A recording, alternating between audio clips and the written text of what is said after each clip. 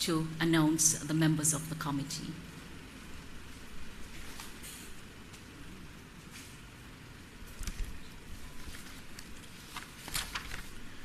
Thank you, Minister Fort. Again, let me express my public commendations to you and the team from the Ministry of Legal and Constitutional Affairs in pulling together the institutional framework necessary for Jamaica to finally, after many decades of discussion, make a determination of the nature of our sovereignty, meaning that we will change our constitutional arrangements from that of a constitutional monarchy to one where the sovereign will resides in the people in the form of a republic.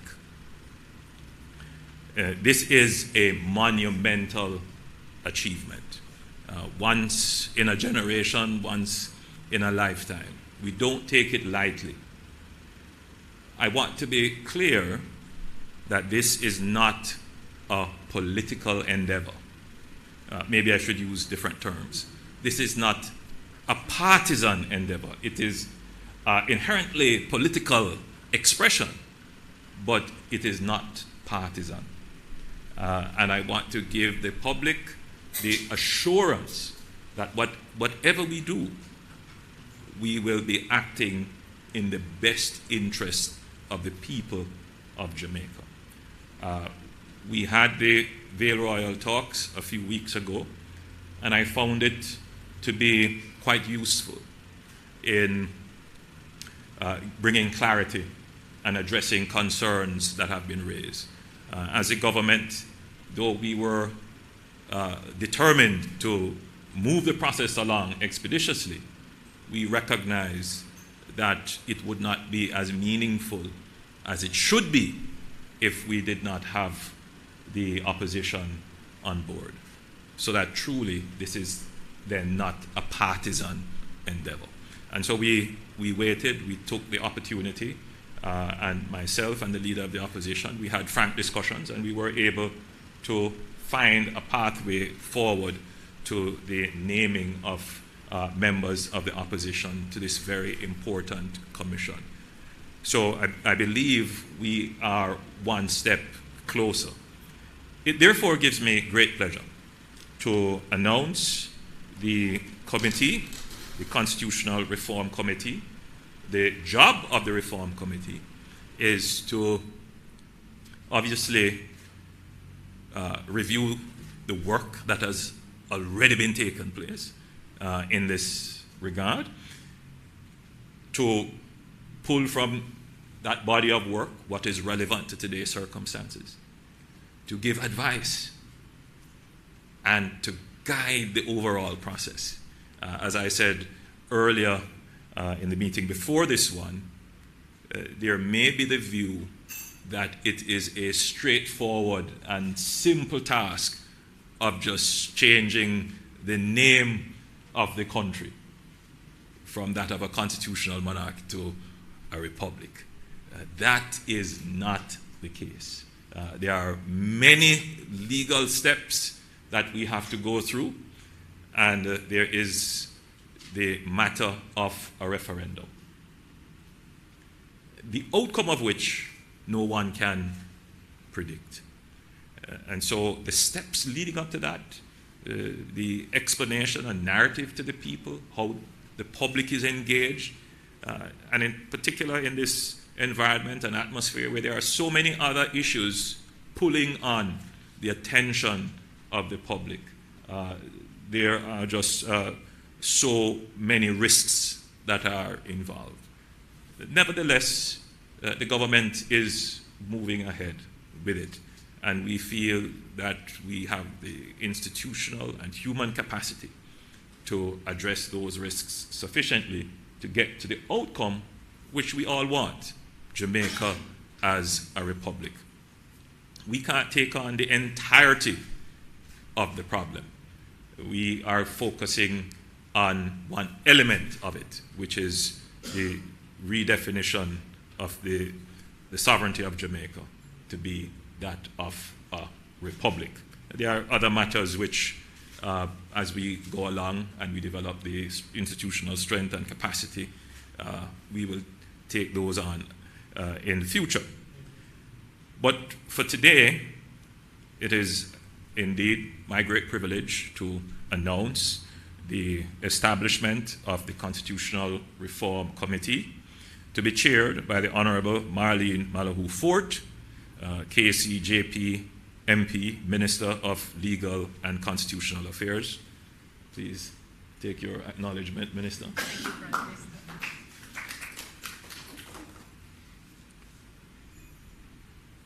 Ambassador Rocky Mead, CD, will act as co-chair, and Ambassador Mead works out of the Office of the Prime Minister.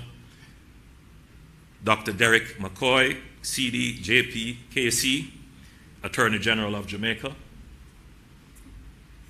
Senator the Honorable Tom Tavares Finson, OJ, CD, KC.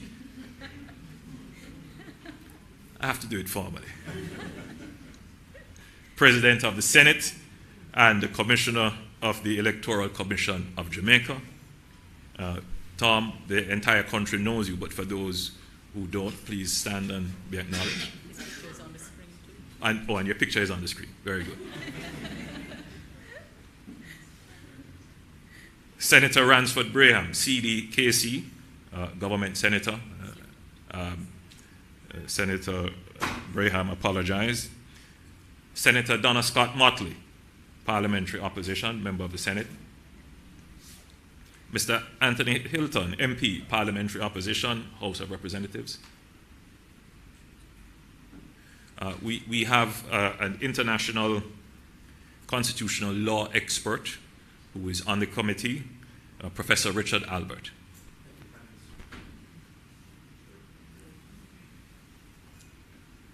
Dr. the Honorable Lloyd Barnett, OJ, national constitutional expert.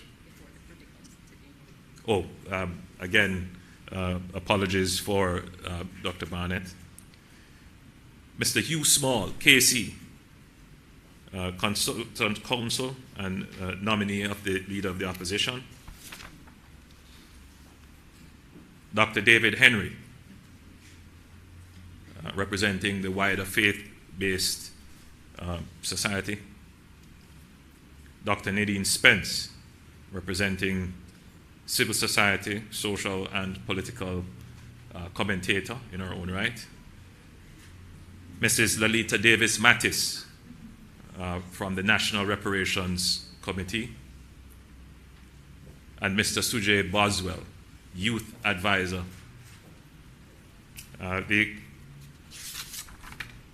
Mr. Christopher Harper will be the committee liaison officer. And that is, ladies and gentlemen, the Constitutional Reform Committee.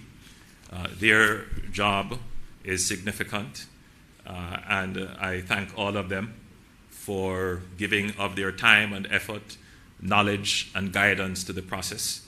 I am confident that we will be able to meet the ambitious timelines that have been set, and that we will make one step further in redefining who we are as a country and as a sovereign people. I thank you.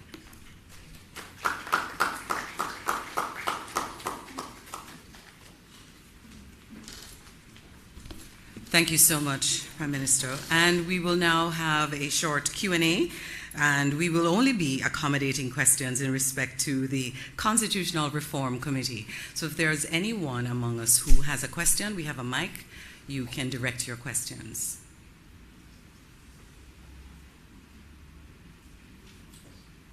Do we have any questions? There's a mic. Nastasia, the young lady to the back.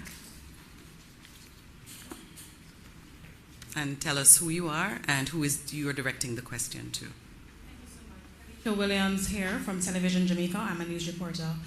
I know it's early days yet, but in regards to what's next, now that the committee, the members have been named, what's next? Minister? Thank you for your question, Gleisho. The work has commenced in earnest. We settled the terms of reference for the committee this morning with an extremely ambitious timeline. I'm grateful that all committee members have committed to working to achieving the goals along the way. I'll tell you this, the next formal meeting of the committee will be next Wednesday in this location.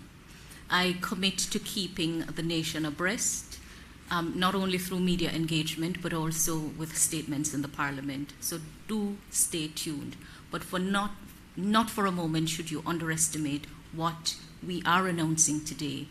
After some delay, we're finally here, and the work has commenced formally. Are there any other questions? Yes, we have a question over here. She's coming with the mic. All right, this question is directed to Ambassador Meade. What's the timeline for the transition for Jamaica to become a republic? Thank you so much. I think the Minister gave an indication that we have a very ambitious timeline, and the Prime Minister said it as well. Remember, the Prime Minister also indicated that when we take the matter to referendum, we can't predict the outcome. So we are setting an ambitious timeline for the work that will get us to the point of putting the matter to the people, and then when the people decide, we'll know exactly what the actual timeline for transition is. But we are certainly hoping to get some initial decisions taken in terms of crafting matters within the next couple of months, and then the process will follow thereafter.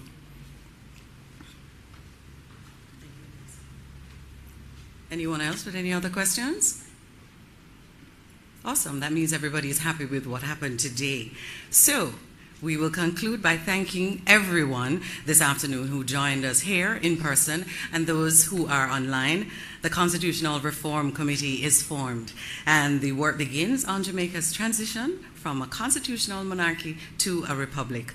On behalf of the Most Honorable Andrew Holness, Prime Minister, Honorable Marlene Malahou-Fort, Minister of Legal and Constitutional Affairs, Permanent Secretary in the Ministry, Wayne Robertson. Special thanks to the Ministry's Director of Corporate Communications and Public Relations, Nastasia McFarlane, and the entire team of the Ministry of Legal and Constitutional Affairs. I'm Roxy Nicol, wishing you all a wonderful rest of the afternoon. Thank you so much.